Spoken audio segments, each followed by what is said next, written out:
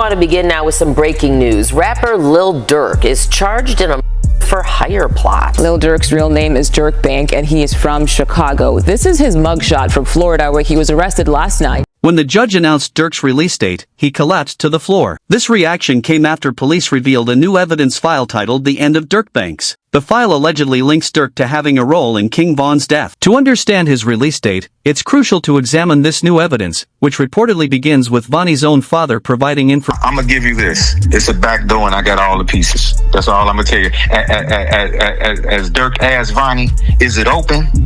Vonnie told him it's off the hinges. Wait. Are you talking about to Von? Like King Von? Listen very carefully. When the payment was made to Little Tim, the next day or the same day, Durk asked Vonnie, was it open? This is what he asked him. Was it open? It was the exact words, was it open? He told him it's off the hinges. Are you saying that Vonnie backdoor King Von? No way. That was right here. You heard what I just said. Guess what? You need motive first, right?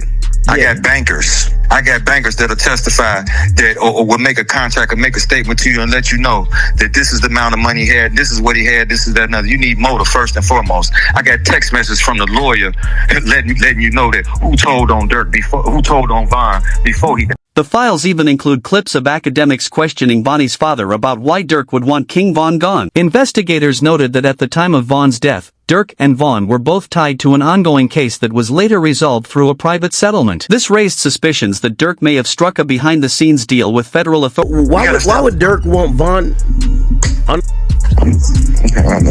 Let me give you this. First of all, you didn't sign your rights over. You ain't in no 360 deal. First of all, you can't bring nobody into the business and they surpass you. How you bring me to the table when I pass you up? Don't nobody want their chief spot taken, do they? That's an interesting. Dude was a select. He was signed the boys. He was Long wasn't no select. That's interesting. I did find out that Von didn't have any contractual ties to Durk like that, which was interesting. Man, come on, man. He wasn't even signed to him. How's this his friend? He lied on Breakfast Club and said, hey, you think your man would be sitting here with $300,000 worth of jewelry on and he not have an attorney? He had a public defender.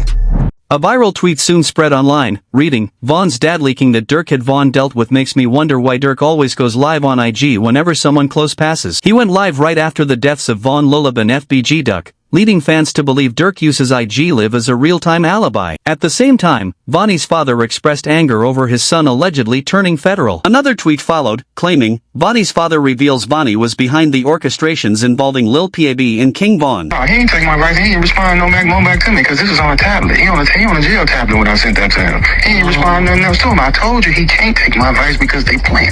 They made themselves get caught. This is what come along with it. They wanted to get caught. You understand me? So, that's what you meant by trenches of paint. Okay. What you mean trenches what? Was it you that said that? With the whole narrative about Vonnie snitching with the text messages. Like, that's... Yeah. I don't know who said that, but that was me. Cause that was a focus. Everybody was trying to make it seem like that's what the text messages was about.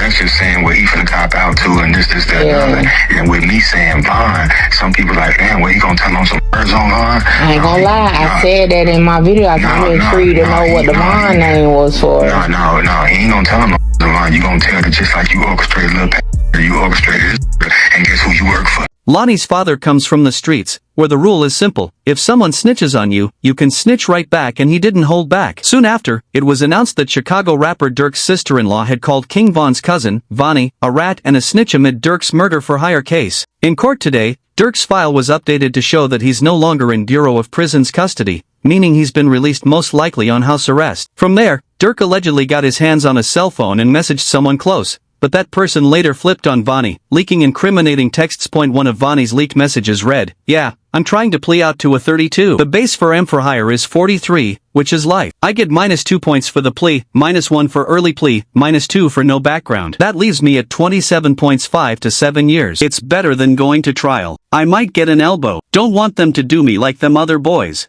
When Vonnie said don't want to get got like them other boys, he was referring to Jam, but more on that later. This also explains why Vonnie decided to snitch. Alongside Inferk and D, the case took a sharp turn when newly released body cam footage surfaced of Ted Vonnie's relative begging to cooperate with police against Durk and other members. That footage shifted the case dramatically. In response, Durk's lawyers filed paperwork requesting an extension on their bond proposal. Really?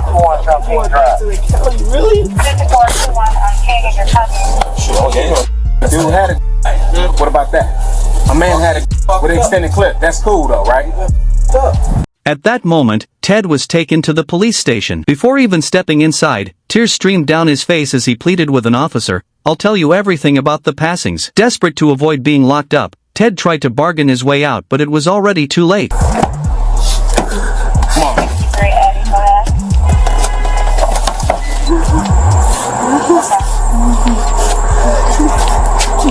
Hey, stop it. Stop it.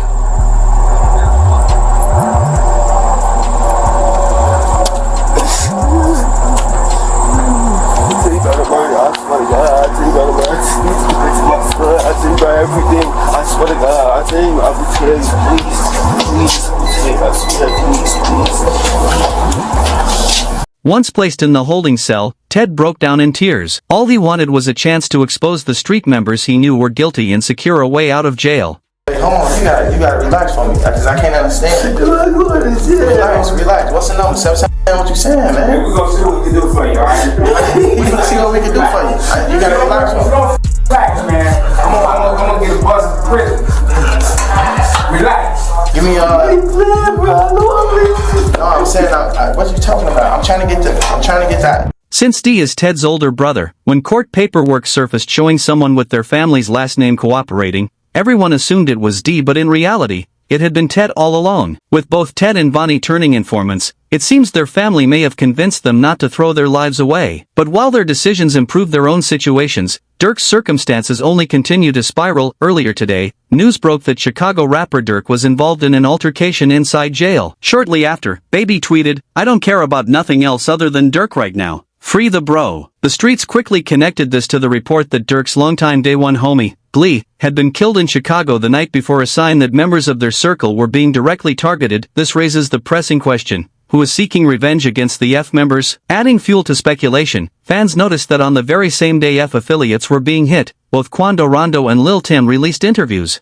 Not only were their statements eerily similar, but they were also released on the exact same day. Some dismiss it as coincidence, while others believe it was a calculated move, a distraction to keep federal investigators from looking into whether they were tied to a hit on Durk. As Lil Tim himself said, "Like, shit, I was just protecting my little brother." When you did finally find out that it was King Von who did it, how'd you feel? I was like, damn, if Brian did that stupid shit last night, he still would have been alive. That's how I was. But I was like, shit, I ain't no the type person I am. Like, I'm a humble person. I ain't no disrespect to like his mama saying him shit like that, because I could easily get on that type of stuff and be clout chasing type. Like, I ain't on that type. I'm a humble person, but it's like they ain't never popped that shit off. That would have never happened like that. This eventually led to Quando echoing the same sentiment, admitting that he wishes the entire situation had been handled differently. And the mama that 100% love them. And at the end of the day, bro, all this bull that we talking about is stupid. That could have been handled a totally different way. It could have been handled to the point where a song and $3-4 million could have came out, or whatever. Like, that could have got handled in a legit way, in a music way. Two of Durk's known ops sat for interviews on the same day, both praising him and claiming they wished things had been handled differently. On the surface, it might not seem suspicious, but many believe the timing was intentional, as Durk was rumored to be on the verge of release. To understand when, it's key to note that recent statements tied to Durk's father suggest Durk is being granted bond. This marks his third attempt, and this time his lawyers presented an left the courtroom for the bond hearing for my son for the release for the third time. This time it was very fair. The judge was very fair. He wasn't pro-prosecutor, he wasn't pro-defense, but he was pro-justice. So he listened to all the evidence, and he's going to give a ruling in the next few days about what his position is for the bond. But we were very pleased at how it turned out. So continue, family, friends, and fans, continue to keep us in your prayers, and we thank you. And Inshallah, God willing, this be victorious for us, that we have a good ruling in our favor. When prosecutors dropped key evidence against him, it cleared the way for Durk's release date. News outlets reported, at today's court hearing, prosecutors told the judge they were willingly discarding evidence against Durk but not before reading it aloud in front of everyone present. The big question now is how this move will impact the rest of his bond hearing. As the prosecutors read out lyrics in court, one attorney could be heard shouting no, no. Search is on for 3 people who police say at a Savannah rapper, a member of his entourage. It happened in Los Angeles and cameras captured the aftermath.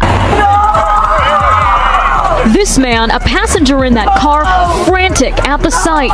The decision to drop evidence in this manner right before Durk's bond hearing was seen by many as corrupt and unjust. Even Charleston White weighed in with his reaction. This is a real victory. Now that demonic force was a dark force. It was a dark energy. I think we now finally get to put that fire out. I don't think we'll hear drill music ever again. I don't think drill rappers would ever be celebrated ever again. Down goes the drill. So this is a victory for law-abiding Americans who like hip-hop music but don't like the killing part of it.